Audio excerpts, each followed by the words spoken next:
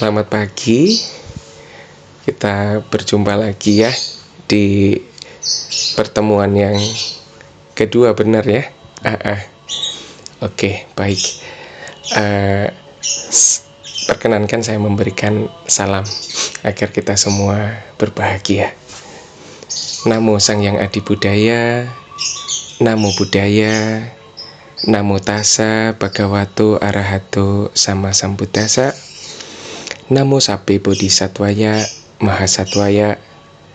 Salam bahagia untuk semua makhluk di alam semesta dan kita semua yang ada di sini.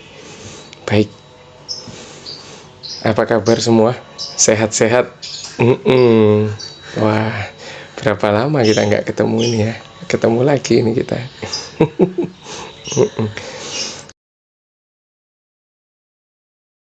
Oke. Kenapa manusia kok disebut makhluk paling sempurna?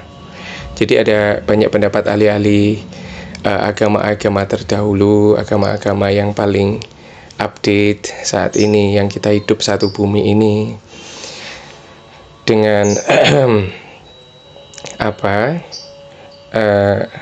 manusia ini kan memiliki karakter-karakter di mana mereka mencari kecocokan dari kenyamanan dalam dia mengimani suatu agama, mengimani suatu kepercayaan yang dia percaya, dan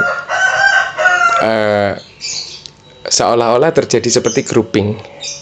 Maka itu di setiap ajaran agama mereka memiliki ciri-ciri dan karakter yang bisa kurang lebih sama.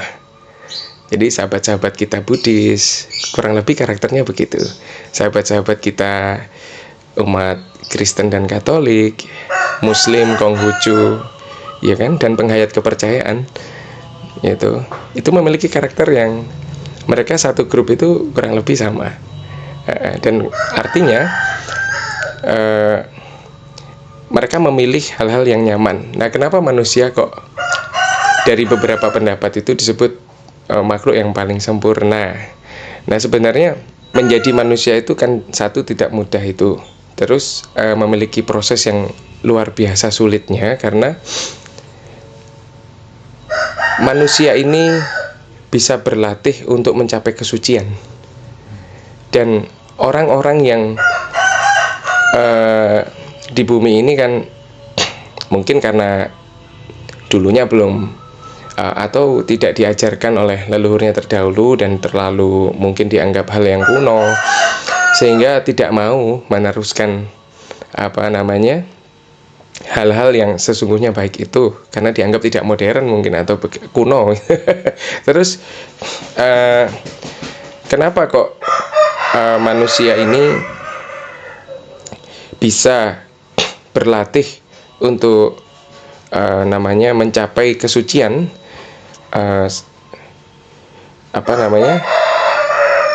Makhluk dewa saja dari level apapun itu untuk menyempurnakan diri, untuk menyempurnakan paramitanya, dia itu harus lahir jadi manusia.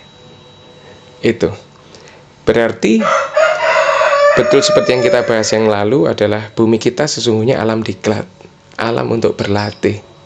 Meskipun ada alam-alam juga untuk bisa berlatih mencapai kesempurnaan. Nah, tetapi bumi kita ini salah satu tempat untuk berlatih juga yang tepat mencapai kesempurnaan. Makanya menjadi manusia itu tidak mudah. Perlu karma baik yang luar biasa untuk bisa baik tumimba lahir ataupun menitis menjadi manusia. Jadi bersyukurlah kita semua di bumi ini yang sudah menjadi manusia, bahwa kita menjadi manusia itu dalam tanda kutip seolah-olah pilihan.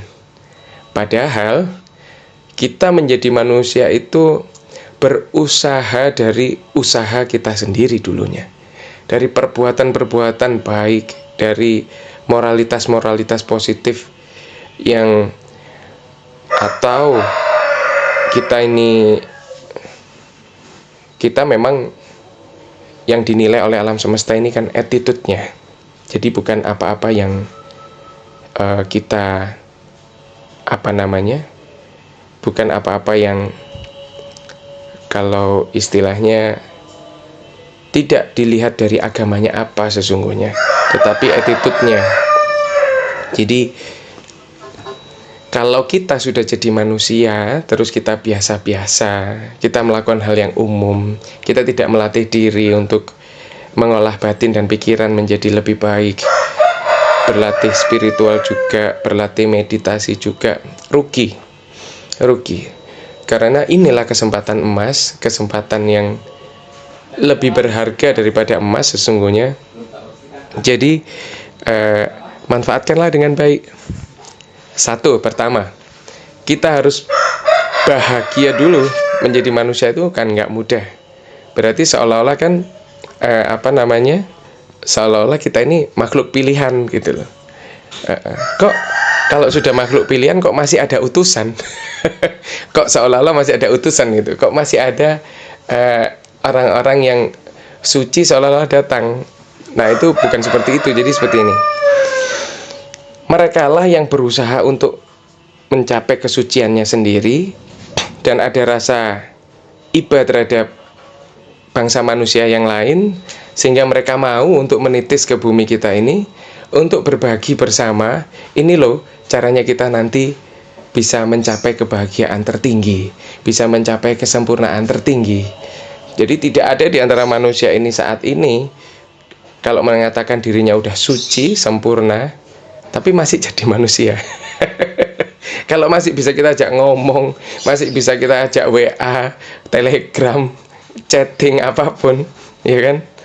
Ya belum ada yang sempurna, ya belum ada yang suci. Tapi kita semua menuju suci. Setidaknya ada dari diri kita ini yang bercita-cita untuk pingin sempurna dan pingin suci. Makanya punyalah misi, punyalah cita-cita untuk bisa lahir lebih baik dari sekarang, untuk bisa mendapatkan kehidupan yang lebih baik.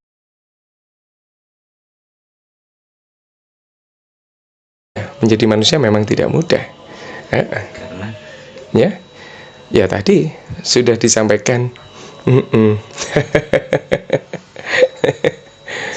Jadi tidak mudahnya itu karena perlu, kalau langsung disimpulkan ya, perlu, gampangan bahasanya, perlu pahala yang sangat besar, ya toh, sehingga perlu berbuat karma baik yang banyak, dan dia juga bisa jadi punya tujuan juga untuk menjadi manusia, ya toh. Tetapi setelah dia jadi manusia, karena dia tidak berlatih diri lagi di kebatinan dan pikirannya untuk meditasi dan sebagainya, dia lupa kalau ternyata dulu aku pernah punya misi loh untuk mau jadi manusia. Seperti itu. Terus manusia itu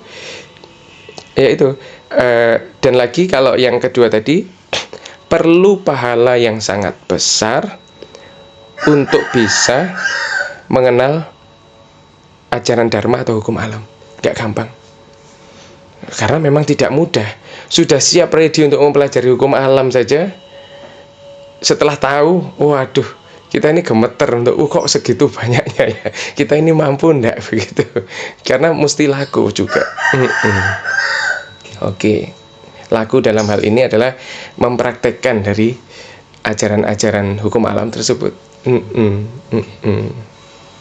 Jadi ada tujuannya pasti ya. Iya dong. Manusia. Iya. Kita semua sampai jadi manusia itu dulu sudah punya suatu misi. So aku ki pengen jadi menungso ki arep ngene. Tapi setelah lahir, karena kita ini sebenarnya sudah miliaran kali tidak terhitung untuk tumimba lahir, iya, ya nitis, iya, sehingga ada juga kita itu membawa kekotoran batin, atau bahasa gampangnya membawa dosa-dosa yang lalu, dosa-dosa yang diperbuat saat ini. Itu pun kalau terlalu terus ya akan dibawa untuk menjadi kehidupan mendatang menjadi apa. Kalau perbuatan baiknya lebih banyak juga, karma baiknya lebih banyak juga bisa menentukan lagi nanti kehidupan jadi apa. Nah, kalau sampai lupa ya eman. Bayangkan kita ini serba lengkap loh, bisa melihat, menghirup udara, mendengar, kita bisa berbicara. Makhluk yang memiliki bahasa, bukankah cuma manusia dengan segini banyak bahasa? Berapa? 200 lebih negara loh kita ini di bumi. Di kurang lebih 7 miliar jumlah manusia saat ini di bumi. Itu saat kita berbicara dengan anjing misalnya, burung kakak tua, kira-kira bisa mereka berdua saling ngobrol kayak manusia? Tidak, meskipun mereka memiliki bahasa kode antara jenis-jenis makhluk itu. Kalau suaranya apa, itu berarti dia mencari pasangannya, mencari anaknya, atau anaknya mencari orang tuanya, seperti itu. Sedangkan manusia tinggal ngomong, papa, mama di mana? Mana anakku, mana suamiku, istriku, begitu. Seperti itu kan. Saudaraku ada di mana? Apa kabar? Dengan memiliki banyak bahasa yang sebenarnya juga, kalau boleh kita katakan, kan ada persamaannya, ada sinonimnya, ya kan? Meskipun kita mendengarnya dengan kata-kata yang berbeda. Apa kabar? Misalnya, how are you? Itu piye kabare? Iya tuh. Selamat pagi, good morning, sugeng enjing apa enjang, begitu kan?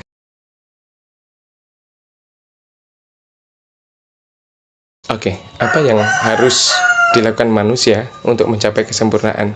Dia mesti berlatih diri di dalam satu, dia bermeditasi. Terus meditasi itu dia harus punya tujuan.